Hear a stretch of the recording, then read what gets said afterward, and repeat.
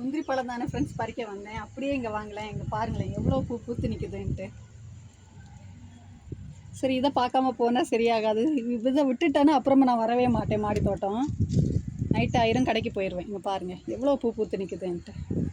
அந்த பூவோட பெருசாக பார்த்தீங்களா, கப்பு மாதிரி அழகாக உருண்டு சின்ன கைக்குள்ளே அப்படி ஒரு கப்பு மாதிரி அழகாக பூத்து நிற்குது. 1 2 3 4 5 அப்படியே இங்கே வாங்களேன் 6 7 8 9 பூ பூத்துருக்குங்க ஃப்ரெண்ட்ஸ். ஆனால் அது 2 செடி. இங்கே பாருங்கள் பக்கத்துலேயே இங்கே ஒரு நாட்டு செடியும் கூட நான் காமிக்கிறேன். நாட்டு ரோஸு அதுலேயும் பூத்து நிற்கிது பாருங்கள். இங்கே ஒன்று, இங்கே ஒன்று, இங்கே இதுவும் அழகாக இருக்கும் பார்த்தீங்களா. 4 பூ இதில் பூத்து நிற்கிது.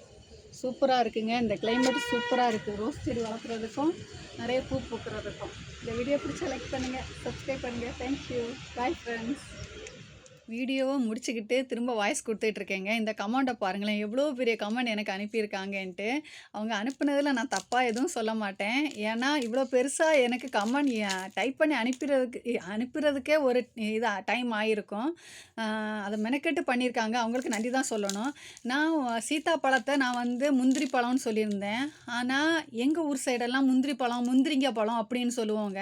நாங்கள் எங்கன்னா கேரளா தமிழ்நாடு பார்டரு களியாக்காவலை அந்த இடத்துல இருக்கனால எங்கள் ஊர்லலாம் அது முந்திரி பழம்னு சொல்லி அது நான் பேச்சில் எனக்கு அப்படியே வந்துருச்சு. நான் சீத்தாப்பழம்னு தான் சொல்லணும்னு இருந்தேன். அது பேச்சில் வந்துருச்சுங்க.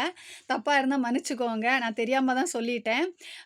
அப்படி வாய்ஸில் அப்படியே சேர்ந்து அப்படியே வந்துருச்சு. ஒவ்வொரு ஊர் பேச்சிலலாம் டிஃப்ரெண்ட் இருக்குங்க. அதே மாதிரி தான் அவங்க கமெண்டில் அப்படி தான் சொல்லியிருந்தாங்க. ஒவ்வொரு ஒவ்வொரு ஊருக்கு இதுன்னு இல்லை, பழைய காலத்தில் ஒவ்வொரு இதில் அவங்க சொல்லிக்கிட்டு போயிட்டுறாங்க. அந்த பேரெல்லாம் மாறிக்கிட்டு அப்படியே வந்துக்கிட்டு இருக்குது அப்படின்னு சொல்லிட்டு கமெண்டில் சொல்லியிருந்தாங்க. அதே மாதிரி தான் பழைய காலத்தில் பேசின பேச்சு நான் இப்போ பேசிகிட்டு இருக்கேன். இந்த வீடியோ பிடிச்ச லைக் பண்ணுங்கள்.